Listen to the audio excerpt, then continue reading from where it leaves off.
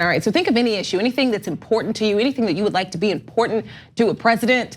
And it's very possible Elizabeth Warren's got a plan for that. And that is actually a fun new slogan or campaign that's kind of taken on to shine a light on the fact that Warren's campaign is one of the few campaigns right now that is extremely policy heavy, although she's not getting as much attention as some other candidates. So let's take a look here. She regularly goes into the weeds when taking questions at town halls and sometimes cautions voters that she's gonna nerd out for a bit. Some of her supporters see the approach as a way to distinguish her as a heavyweight in a crowded 2020 field. And Warren's embrace of "I got a plan" has coincided with a rise in her poll numbers over the past 2 weeks. So clearly, this slogan is looking like a winner. And that not just online, also in person. So Warren spoke at the She the People Forum for Women of Color. You may have remembered, we've talked about that here. She was discussing her ideas to address racial disparities and maternal mortality before pointing out, "I got a plan," and then the audience erupted. They loved that.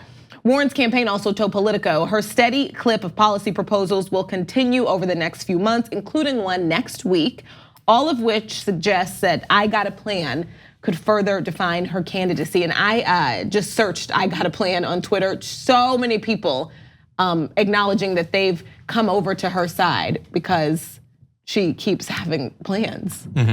Yeah. I mean, it's really refreshing to see Elizabeth Warren being so nerdy, quote unquote. I mean, she does have the pedigree to be nerdy. She's like Harvard. She's got the bona fides. In a city of nerds, she's among the top nerds. Absolutely. But it's been really refreshing to see somebody who is all substance. And she is, she's got style too, like that video, remember the video of her running to catch a train and somebody was chasing her down to interview her and she was out of breath, but she did the interview anyway to talk about her plan. Like she's style and substance, but she's mostly substance. And right now we have a lot of a field full of people that are mostly style and they don't really have very much behind them. And it's nice. To be frank, I like it. Feels great. I do. It kind of like was an eye opener for me. There's so many policies that she has completely planned out, and we're not really hearing anything from a lot of other candidates that are getting a lot of attention. Like I have no real idea what Pete Buttigieg thinks about much, except I know that he's not interested in prisoners voting. He's a Christian, but isn't willing to say that Pence's behavior isn't un-Christian-like. I don't know. I'm not sure, but he looks great on the cover of a magazine, great on the cover of 10 magazines. Yeah, I wish that I had ever seen like that. Yeah, the style versus, what I love about this story, one of the reasons that I wanted us to talk about it is that we've been talking for a few weeks about the fact that she just keeps coming out with a public lands plan, wealth tax and education, all that stuff, and nobody seems to care and how frustrating it is. And so thankfully, at least that itself has become sort of a meta narrative, I guess. We also talked a couple of weeks ago, there was a great article, I think it might have been in Vanity Fair, about the focus on the male candidates' hobbies and all the things that are interesting about them. And the article was the female candidates have fun hobbies too, and it listed all these interesting little factoids about the candidates. I tried to get that going for Elizabeth Warren by tweeting about her dog Bailey, who is the cutest dog ever, but unfortunately didn't get picked up or whatever. And so look, it's better that this works, that she makes it based on the policy.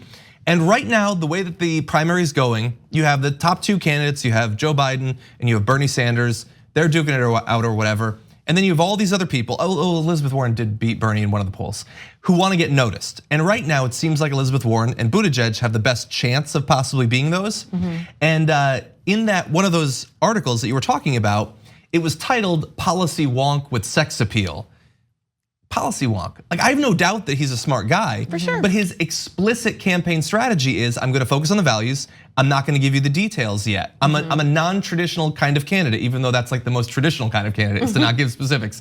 Go to his website if you want and go to Elizabeth Warren's and compare the two. And if you want to run a different kind of candidacy, if you want to run based on values, that's fine. Lots of Americans like that sort of candidacy. But it's just that when you're getting labeled the policy wonk, and then when she's putting out the policies, she's the professorial person, a little bit of a nerd. Why isn't she the policy wonk with sex appeal then? Yeah, I mean, remember, this is a press corps that labeled Paul Ryan a policy wonk, and he was about as good at policy as like a squirrel that found a Rubik's Cube. He couldn't, like, he was, his entire career up until he stepped down, up until he retired, he was like, oh, here comes Paul Ryan. He knows what he's doing, and he would just never, ever do anything, and it's so frustrating. He worked out a few times. He did. He wore a hat backwards like AC Slater. But one of the things that I think is exciting about Elizabeth Warren, in addition to the fact that she's got so many detailed policies, and a lot of those policies are in line with what I would hope a Democratic presidential nominee would want, is I think the way that she communicates is very forward-thinking and very female. Like you see her doing an interview and she brings her own personal story in a way that feels very genuine. It's like sitting down with my grandmother and having my grandma tell me about like why she believes what she believes. Here's something personal that happened to me. And I think that's a very female way to communicate. And half of the voters in America are women. The Democratic base is women. I think that Elizabeth Warren has the jump on some other candidates because of that. Like my podcast with Crooked Media, Hysteria, is all women talking about issues. But a lot of times we talk about issues through our own lives and through our own experiences. And I think Elizabeth Warren she's onto something there. I do. I like that you pointed out that talking about experiences through your own lives and your own experiences. Something I hate when people talk about this campaign is these campaigns is the complaint that they don't like it when interviews or media focuses on identity. They hate that because I just want to focus on policy, and that's not totally fair because it's like we have literally never focused on identity because everyone has looked not exactly the same, but everyone has had the same racial, background. So many different backgrounds. They've all been men, all been like pretty wealthy, all been white. Like every president before the last one has been the same. They've all been heterosexual. It is important, and I think who you are and what you look like and where you're from and how you grew up, it does affect your perspective. It affects how you move through this world, and that matches other people. So I still think, I like that you said that. I think it's important to, that's the one thing I do like about Buttigieg. I like that he brings such a different perspective, a different life experience that we've never seen. Yeah. But I don't really know anything else about him. So it would be nice to have both. Yeah, I hope that this sticks. That's why I want to cover it. So Politico is like, hey, good. We're actually not getting attacked by the Young Turks. But I want two things to happen. You never attack. They earn it sometimes. So I want this to stick, and I want to help her. I want them to stop talking about her as if she's some TA that's out of control, and talk about her as a person who has an actual vision, an achievable vision, to contrast her against Donald Trump, who bumbles through everything. So I want that, exactly. But I also want it to be used to attack the other candidates. Like there's 20 plus candidates now. They all want to be recognized, but very few of them are willing to give us any actual idea grounded in the policy of why we should support them. And I want this to be used as a club to bludgeon them into saying what they actually believe. Some of them have. There are other candidates that have released at least some policies. I mean, Beto O'Rourke just came out with his climate change one on Monday. Booker and Harris have come out with a few plans. But a lot of them, they need a lot more pressure put on them. And if this becomes a big narrative of the campaign, I think that could help. And I think it cheapens the process, this idea that it's going to come. I'm focusing on this right now, but my policies, that's going to come. We were talking about that this morning. We were talking about Joe Biden and maybe we were not clear on how he feels about the crime bill now because he hasn't told us. And one of his representatives, his campaign representatives, said he's going to on the campaign. And we've gotten something similar from a lot of candidates. It's coming. And I'm like, what are y'all waiting for? Well, there's so many of them. Look, honestly, before I came on, I made a list. It takes up the entire bottom half of my page. I also wrote "What about the Senate" in big letters at the top, just because I think that we're focusing a little bit too much on the presidential race. But regardless, but I think that there is a narrative happening now that we're starting to see a little bit of a Warren effect. Because Harris, like you mentioned, has released some policy proposals. We have Julian Castro, who's not really in the A list of the candidates right now, but has gone into immigration in a pretty detailed way.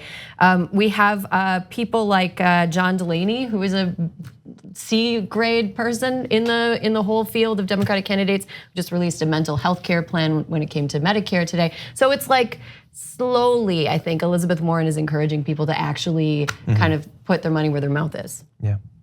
And even those people that we call like C grade, but even I think when anyone comes out with a plan and it gets a good reaction, that hopefully forces the people at the top to shift in their concerns and what matters to them and take a look at other things. So I mean, take a look all at works Bernie's together. effect on the Democratic platform and the field of Democratic candidates in general. He wasn't the nominee in 2016, but you maybe wouldn't guess that by the way that the Democratic Party is going right now. It seems like Medicare for all is now something that's a bit of a mainstream proposal instead of something that was kind of fringe when he first entered the national scene at the presidential level. Think about that and kind of how we talk about that.